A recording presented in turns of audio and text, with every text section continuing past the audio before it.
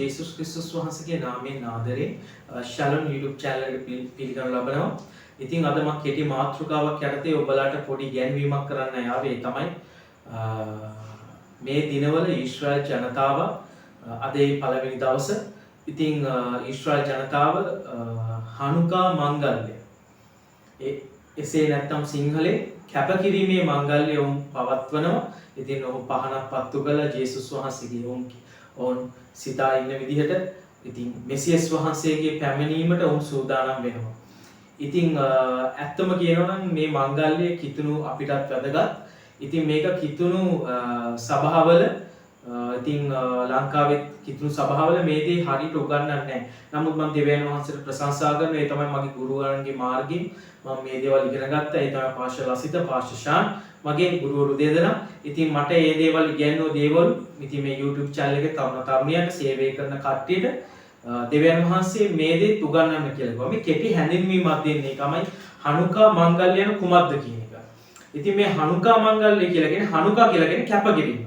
ඉතින් මේ කැපකිරීම මංගල්‍ය ඊශ්‍රායල් ජනතාව පටන් ගත්තේ ග්‍රීක අධිරාජ්‍යයට වහල් වෙලා හිටිය ඊශ්‍රායල් ජනතාව 1000 සමවෙන්න ක්‍රිස්තු පූර්ව 167. ඉතින් මේ 67 වල ඉඳලා 167 ඉඳලා වුන් දෙවියන් වහන්සේගේ මිනිසයන් ග්‍රීක අධිරාජ්‍යයට යටත් වෙලා හිටියේ.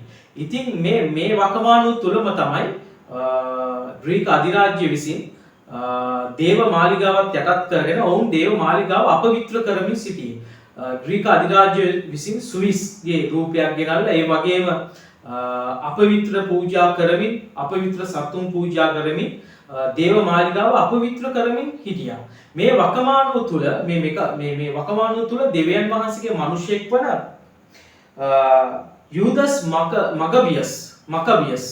යූදස් මකබියස් කියන මේ පූජකවරයා දෙවියන් වහන්සේගේ මිනිසයා විසින් ඔහුගේ පවුලයි ග්‍රීක අධිරාජ්‍යයට විරුද්ධව කැරැල්ලක් ඇති කරනවා. ඒ කැරැල්ල ඇති කරමින් ඔවුන් ග්‍රීක අධිරාජ්‍යයෙන් දේව මාලිගාව මුදා ගන්නු ලබනවා. ඉතින් මේ දේව මාලිගාව මුදා ගන්න ලැබුවට පස්සේ ඔවුන් පළවෙනි දවසේම දෙවියන් වහන්සේගේ ගෘහය කැප කරනවා. මේක තමයි අපි හඳුන්වන්නේ හනුකා මංගල්‍ය කියලා. ඉතින් මේ පළවෙනි දවසේ ඉතිහාසයේ සඳහන් වෙනවා පළවෙනි දවසේම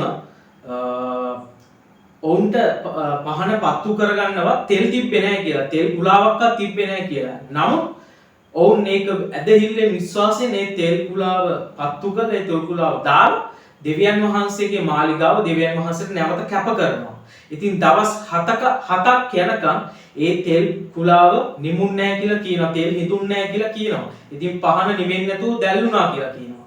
ඉතින් මේ වකවානුව තුළ උන් දවස් 7ක් යනකම් ඊශ්‍රායල් ජනතාව මේ මංගල්‍ය සමරනවා. ඔවුන්ට නත්තලක් කියලා එකක් නැහැ. ඔවුන් කරන්නේ හනුකා මංගල්‍ය සමරන එක. දෙවියන් වහන්සේගේ පුත්‍රයා වන ජේසුස් වහන්සේ මෙසියස් වහන්සේ ඔවුන් පැමිණෙන තෙක් බලා සිටිනවා. මේක තමයි යථාර්ථය. මේක තමයි හනුකා මංගල්‍ය කියලා ඊශ්‍රායල් ජනතාව කරන්නේ. මේක ඇයි ක්‍රිස්තියානි අපිටත් අවශ්‍ය? මේක අවශ්‍යයි සහෝදර සහෝදරිය. ක්‍රිස්තියානි අපිට මේක අවශ්‍ය වන්නේ ඇයි දන්නවද? අපි දෙවියන් වහන්සේ ජේසුස් ක්‍රිස්තුස් වහන්සේගේ දෙවෙනි පැමිණීම බලාගෙන ඉන්නවා. ඉතින් අද දේව මාලිගාවක් නැහැ. දේව මාලිගාව යන නුඹලා. ඉතින් අද මේ වකමානුව තුල දෙවියන් වහන්සේගේ දරුවන් විවිධ දේවල් වලට මේ කාලේ ගිහිල්ලා තියෙනවා. ඉතින් ඔවුන්ගේ හදවත් ඔවුන් බලන්නේ නැහැ. ඔවුන් කොහෙද යන්නේ? ඔවුන් කෙලින්ම යන්නේ මේ සැලකිලි මාසයක් විදිහට තමයි ඔවුන් ජීවිතය ගත කරන්නේ. ඔවුන් උත්සව මාසයක් විදිහට යන්නේ. තනිකර යක්ෂයා විසින් ඔවුන්ගේ ඇස් අන්ධ කරලා තියෙනවා. කිතුණු සභාව විසිනුත් කර යුත්තේ මේ වකවානුව තුළ තමන්ගේ දේව මාලිගාවන් තමන්ගේ ආත්මය පවිත්‍ර කරගන්න. තමන්ගේ සභාවල් පවිත්‍ර කරගැනීමේ යා යුතුයි මේ වසර කාලය තුළ. ඉතින් එදා මේ මැකබි පූජකයන් විසින් දෙවියන් වහන්සේ ජේසුස් වහන්සේගේ ඊමට ප්‍රථමයෙන් ඔවුන් මේ දේව මාලිගාව පවිත්‍ර කළා. දැන් අපි කරන්නේ දෙවියන් වහන්සේගේ දෙවෙනි පැමිණීමට බලා සිටිමින් අපේ දේව මාලිගාව පවිත්‍ර කරමින් සිටිමින් යුතු එක. ඉතින් මේ වකමානුව තුල කියන්න දුකයි. ඉතින් මේ නත්තල් වකමානුව තුල මිනිසයන්ට අවශ්‍ය වන්නේ මෙච්චරයි. නත්තල් ගහක් හදන එක, ගෙදර ගවලනක් හදන එක, ඒක විතරද ඔබගේ ජීවිතයට අවශ්‍ය? සභාවලත් ඒකයි වෙලා තියෙන්නේ. සැනකිලියක් වගේ දේවල් වෙලා තියෙන්නේ. කෙලින්ම සැනකිලියක් වගේ දේවල් හදලා, නත්තල් ගස් හදලා, ඒ සභාවට විරුද්ධ දේවල්. ඒ දේවල් කවදාවත් දෙවියන් වහන්සේ අනුමත කරලා නැහැ. ඉතින් ඔහු නත්තල සමරනවා කියලා මත්පැන් බිබී, මත්පැන් ලොල් වෙලා, විවිධ මත්ද්‍රව්‍ය වලට ලොල් වෙලා, මිනිස්සු විවිධ සෙල්ලම් වලට යොමු වෙලා, ඔවුන්ගේ ජීවිත අපවිත්‍ර වෙලා තිනවා. එදා ග්‍රීක අධිරාජ්‍ය දේවමාලිගාව අපවිත්‍ර කළා වගේ යක්ෂයා අද ක්‍රිස්තියානි සභාව අපවිත්‍ර කරලා තිනවා සහෝදර සහෝදරියෝ. එදා මොකද යේසුස් වහන්සේ උපමාවකින් කියන්නේ කන්‍යාවෙන් 10 දෙනා කන්‍යාවෙන් 10 දෙනා ගැන මොනවද කියන්නේ යේසුස් වහන්සේ? කී දෙනෙක් පහන පත්තු කරගෙන හිටියට 5 දෙනෙක් අනිත් 5 දෙනා මොකද කළේ? ඔබගේ පහන නිමෙන්නේ නැතුව පත්තු කරගෙන ඉන්න. පවිත්‍ර වෙලා ඉන්න. යේසුස් වහන්සේගේ දෙවෙනි පැමිණීමේදී යේසුස් වහන්සේත් එක්ක යන්න. දේවමාලිගාව ඔබගේ පවිත්‍ර නැත්තම්, ඔබ කිසිම දෙයක් කරන්නේ නැත්තම් දෙවියන් වහන්සේ කියන විදිහට දෙවියන් වහන්සේ ඔබව රැගෙන යන්නේ නැහැ. ඔබගේ දෙවියන් වහන්සේත් එක්ක සම්බන්ධයක්වත් නැහැ. ඉතින් මේ මැකබි පූජකවරු කරා වගේ එදා දේවමාලිගාව පවිත්‍ර කළා වගේ ඔබට තියෙනවා දෙයක් කරන්න. මේ දෙවියන් වහන්සේගේ යේසුස් වහන්සේගේ දෙවෙනි පැමිණීමේදී ඔබට යන්න පුළුවන් වෙන්නේ ඔබගේ මාලිගාව පවිත්‍ර කරගෙන හිටියොත් විතරයි. ඉතින් බලන්න පොඩ්ඩක්. ඉතින් මේ දේ දෙවියන් වහන්සේ කියන්නේ කියලා කිව්වේ සභාවල් වලට. අද සභාව කොතනද තියෙන්නේ? අද සභාව කෙලින්ම දෙවියන් වහන්සේගේ දේවල් තුලද තියෙන්නේ? සභාව වෙළඳ භාණ්ඩයක් වෙලා අවසන්. සභාව සැනගලියක් වෙලා අවසන්. ඒ එදා ග්‍රීක අධිරාජ්‍ය කළා වගේ කෙලින්ම අශුද්ධ දේවල් වලට අද සභාව කැප කරලා තියෙනවා. තමුන්ගේ ආත්ම කැප කරලා තියෙනවා. ඉතින් මම මේක ශ්‍රවණය කරන තරුණ තරුණියන්ට ඔබ දේව දාසියක්ද දේව සේවිකාවක්ද බලන්න. දෙවියන් වහන්සේ ওই දේවල් නෙමෙයි කියලා තිබ්බේ. එදා මැකබි පූජකයන් විසින් ඒ ග්‍රීක අධිරාජ්‍ය විරුද්ධව සටන් කළා. ඔවුන් දෙවියන් වහන්සේගේ මාලිගාව දෙවියන් වහන්සේට පවිත්‍ර කළා පළවෙනි ඊමේදී. ඔවුන් නොදන්නවා වෙන්න පුළුවන් දෙවියන් වහන්සේ යේසුස් වහන්සේ පොළොවට ආවා කියලා. හැබැයි ඔවුන් මේ පළවෙනි පැමිණීමේදී යේසුස් වහන්සේ මෙසායාට ඒක පිළිවෙල කළා. දැන් දෙවෙනි පැමිණීමේදී පිළිවෙල කරන්නේ කවුද? අපි විසින්. දෙවියන් වහන්සේ තෝරාගත්ත මිනිසයන් විසින්. අද සභාවල් පිස්සු නටනවා. ඔවුන් හොඳට කාලා බීලා ජොලි කරමින් වයින් බිබී අරක්කු බිබී තමන්ට ඕන කරන සුර සැප කරමින් මේ මාසවල වල අපවිත්‍ර වෙලා ඔවුන් යක්ෂයන් බිලි වෙනවා. සහෝදර සහෝදරිය ටිකක් හිතන්න. ඔබ මේ වකවානුව තුල දෙවියන් වහන්සේගේ ආත්මයෙන් යන්නේ, දෙවියන් වහන්සේගේ බැඳීමෙන් යන්නේ, දෙවියන් වහන්සේත් එක්ක පවිත්‍රලා දෙවියන් වහන්සේගේ සැලසුම් වෙතට යන්නේ. මේ වකවානුව තුල ඔබට උත්සව සමය එනවා. ඔව් යේසුස් වහන්සේගේ උපත සිහි වෙනවා. ඒත් එක දෙයක් මතක තියාගන්න. ඔබ පවිත්‍රව සිටින්න. එදා දේවමාලිගාව පවිත්‍ර කළා වගේ යේසුස් වහන්සේ ඔබවත් පවිත්‍ර කරමින් සිටිනවා. උන්වහන්සේගේ දෙවෙනි පැමිණීමේදී යා යුතු හැකි වන්නේ උන්වහන්සේ සමග පවිත්‍ර වෙන්න, උන්වහන්සේගේ ගින්න සමග ඉන්න මිනිසයාට. ඒකයි අර කන්‍යාවයන් 10 දෙනා ගැන කියලා 5 දෙනෙක් පත්තු කරන් ඉන්නේ පහන. උන්ගේ තෙල් තිබ්බෙත් නැහැ. තෙල් හිඳිලා ඔවුන් කොහෙද හිටියේ? හැබැයි අනිත් 5 දෙනා ඒ තමන්ගේ මේ මනමාලයේදී ඔවුන් ඉස්සරහට පහන් පත්තු කරන් ගියා කියලා කියනවා.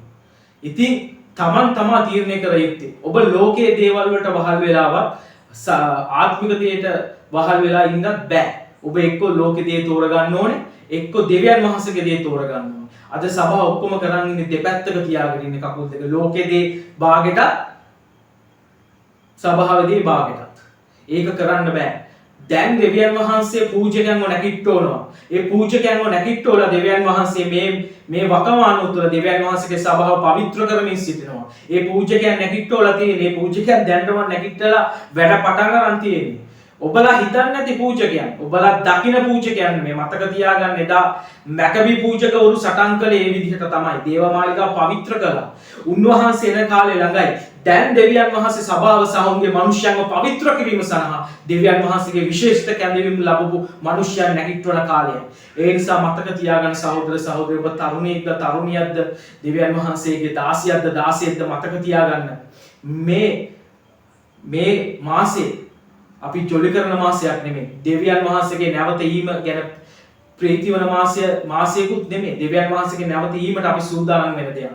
ඒ නිසා ඔබගේ හදවත ඔබගේ දේව මාලිගාව පවිත්‍ර කරමින් තියාගන්න. එදා මැකබි පූජකවරු විසින් ඒ දේව මාලිගාව පවිත්‍ර කරමින් දෙවියන් වහන්සේ නැවත පූජාසනය දුන්නා වගේ ඔබගේ හදවත පූජාසනය දෙවියන් වහන්සේට දෙන්න.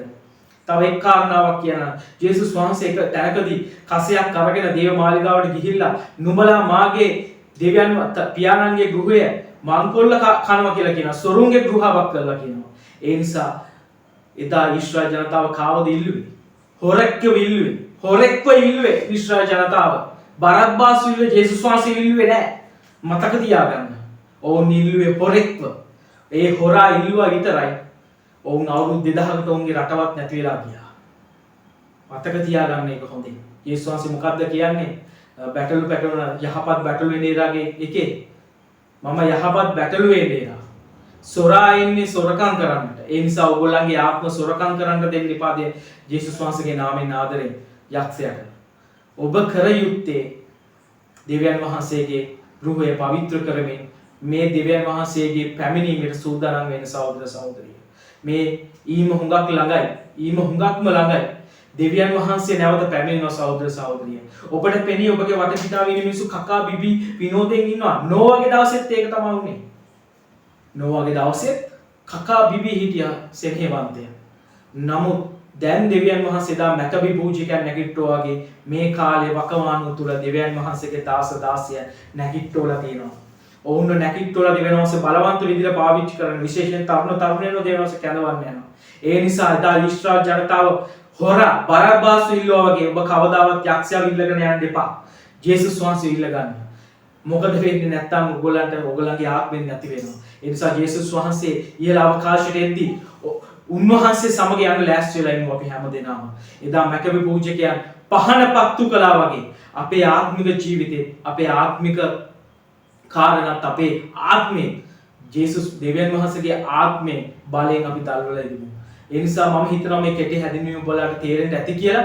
මැකබි පූජකවරු තමයි එදා හනුකා මංගල්‍යය පටන් ගත්තේ. ඒ පළවෙනි දවස තමයි අද පටන් ගත්ත ඊශ්‍රායල් වල මේ පළවෙනි දවස මැකබි පූජකවරු හනුකා මංගල්‍ය පැවැත්වූ දවස අද. ඉතින් ඔබට මම කෙටි හැඳින්වීම ගෙනාවේ මැකබි පූජකවරු මොනවද හනුකා මංගල්‍යය කරේ කියන එක.